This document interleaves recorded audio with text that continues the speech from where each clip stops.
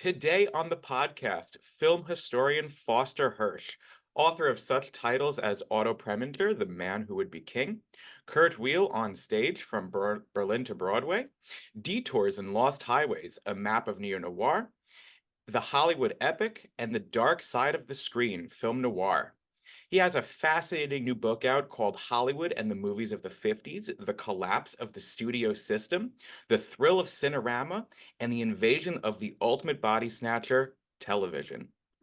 I'm so excited to talk to this guy. Please welcome Foster Hirsch. Thank you. So Foster, we first met the other night at the premiere that you had for The Creature from the Black Lagoon in 3D. Yes.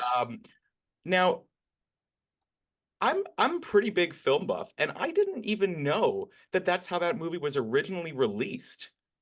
You Um, you you've seen it in a flat version? I haven't seen it in the flat No, version. no. Yeah, no, Um, that film was released in 1954 in 3D. And unless you see it in 3D, you really haven't seen the film. It has to be in 3D. it was a really incredible experience, and it honestly, the 3D looked great. Even for its time, it looks really good.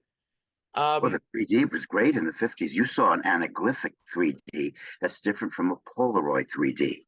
So you saw not the best possible version of 3D, but you were impressed anyway. oh yeah, absolutely, I was. Can you talk about I guess the struggle 3D had in the 50s and what its inception was like back then? Yes, yeah, I'm a huge fan of 3D, and I was very happy to see we had a sold out house that night at cinema, and young people like yourself came out curious to see this this old 3D movie. 3D was an attempt by Hollywood to attract viewers who were tempted to stay home and watch their new TV sets and weren't coming out to the movies in the same numbers as they had been during the war years. So the studios got scared, their profits were plummeting. So they thought, we'll introduce new technologies. And one of them was 3D. It premiered in November 1952, but by the end of 1954, it was pretty much over. It didn't last for a number of reasons. People at the time said the movies that they chose to make in 3D were sort of second and third rate, that they weren't really A-list films. They didn't put their best foot forward. And people complained about having to wear glasses. They didn't want to. And some people said, I got a headache watching 3D. And I didn't like the look of it. It wasn't that popular. And 3D hasn't been popular ever since. It's around digital 3D, but the films that are released in 3D are not released exclusively in 3D. They're mostly flat with a scattered 3D showings, Yeah. and the 3D showings have a surcharge. You have to pay more, so people resent the extra money.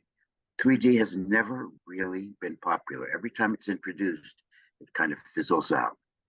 I love it.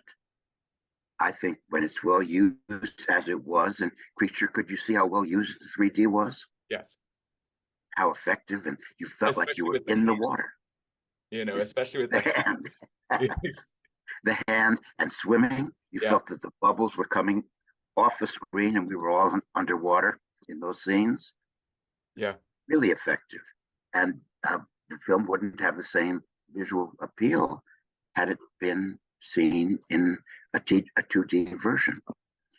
That film is popular. Dial M for Murder is popular, but those are about the only films from the 50 3D films that were made in the 50s that are still popular and shown in revival houses, like Cinema Arts Center.